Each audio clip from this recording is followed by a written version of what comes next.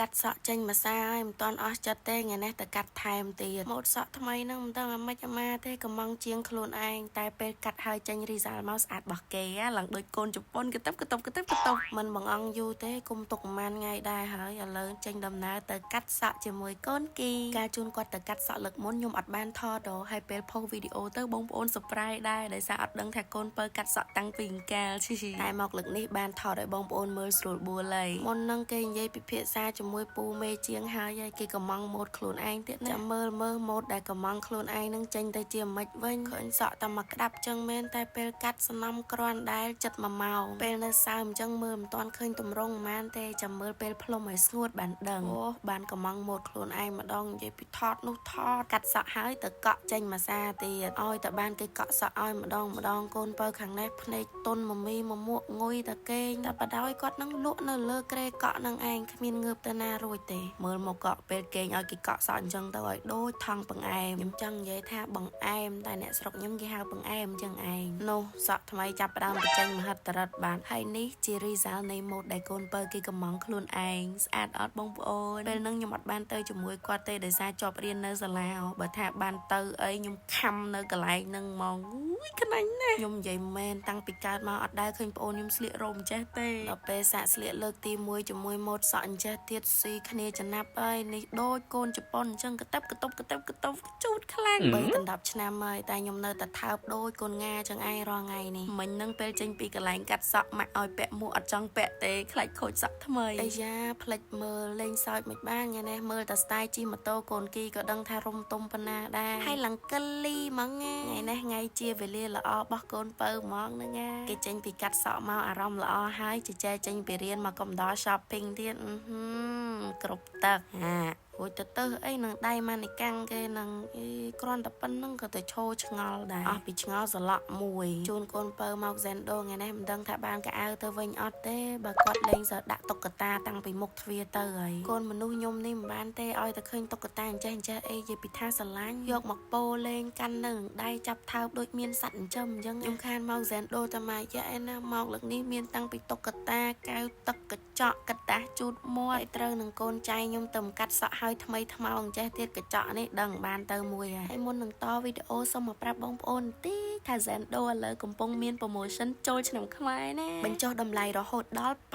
80% promotion នេះមានចាប់ពីថ្ងៃទី14ខែមិនិនាឆ្នាំ2025នេះតទៅឯណាបងប្អូនអាចមកទិញនៅក្នុងហាងផ្ទាល់ក៏បានតាមអនឡាញក៏បានឬក៏ទិញនៅក្នុង Zendo app ក៏បានដែរមាន promotion ដូចគ្នាមាននៅគ្រប់សាខាទាំងអស់របស់ Zendo បងប្អូនអាចទៅរកនៅសាខាណាដែលចិត្តផ្ទះបានណាបើសាខា TK នេះខ្ញុំមកញឹកជាងគេតលាយហ្មងបញ្ចុះតម្លៃនេះគ្រប់កៅអៅទាំងអស់ហ្មងតាំងពីកៅអៅមនុស្សស្រីកៅអៅមនុស្សប្រុសកៅអៅកូនក្មេងនេះដូចខាងនេះអីអញ្ចឹងខាង Zendo Kids អូយខ្ជូតណាស់ម៉ូតគេក៏លេចទៅមើលប្អូនខ្ញុំខាងនោះដល់តែកាត់សក់ឡើង girly មួយថ្ងៃបានល្អពេកឥឡូវទៅរកមើលខោកបយណានោះដល់តែឈោគេលឺប័ណ្ណចម្រៀងត្រូវចិត្តគេចាប់ផ្ដើមអាយ៉ាឈោកន្លោះសក់ហើយអាយ៉ារំកត្រាក់អារម្មណ៍មួយមើលកន្លែងនេះគេសាក់រំតាមអាកូនកដោក្នុង TikTok ក៏មើលទៅបានចេញពីមុខកញ្ចក់នឹងផុតអត់ទេបងអូនខ្ញុំថ្ងៃណារួចឆ្លោះតែយ៉ាងនឹងអីអូយកញ្ចក់នេះបន្តិចទៀតប្រេះហើយមនុស្សយើងមើលតែមុខអត់ដឹងទេតតែមើលតង់ជើងមិនដឹងថាមិនធម្មតាដល់ខាងបងនោះឥឡូវមកអី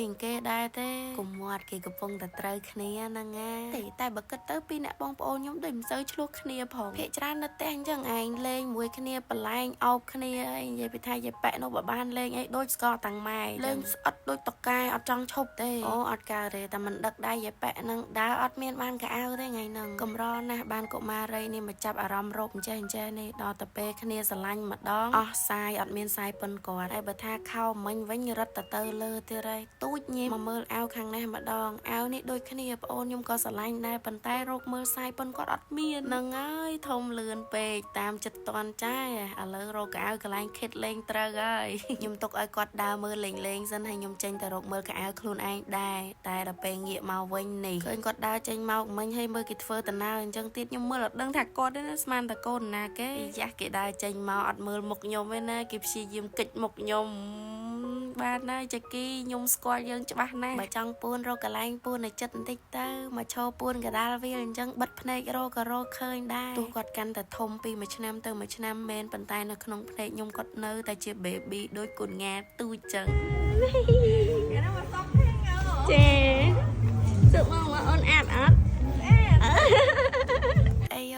បានបងតសាថាស្អាតដូចជាអៀនណែចង់ប្រាប់ថាក្រៅពីថើបខ្ញុំចូលចិត្តចាប់ញិចថ្ពាល់គាត់អញ្ចឹងនោះរកកន្លែងដោះចេញវិញអត់ឃើញទេនោះហើយសរុបជារួមមកគាត់ដើររកមើលពេញ Zendo Kit មិញនឹងបានមួយឈុតនេះឯងក្នុងទូកៅអៅគាត់អត់សើមានពពួកអៀមអីចេះទេដល់ពេលគេបានអាម៉ូតអៀមនេះខ្វែងគ្នាពីក្រោយចេះទៀតគេស្រឡាញ់អើយស្រឡាញ់ឥឡូវដល់វគ្គមកគិតលុយទឹកមុខគេរិចហ្មងបានបញ្ចុះ 80% ហើយជាចាអ្នកចេញលុយឲ្យទៀតហើយយល់មុខអ្នកដើរទិញកៅអៅហេវហត់អស់កម្លាំងឥឡូវនាំមកញ៉ាំភីហ្សាទៀតឆ្ងាញ់មាត់មកអូនខ្ញុំមួយអាទិត្យភីហ្សា7ថ្ងៃជាប់គ្នាក៏គាត់អត់ថាដែរចូលចិត្តណាស់តែខ្ញុំអត់សូវឲ្យញ៉ាំប៉ុន្មានទេចេញពីនឹងមកតូការ៉េមថែមមួយកែវពីលើនឹងទៀតយ៉ាងមានក្តីសុខសូមអរគុណសូមជម្រាបលា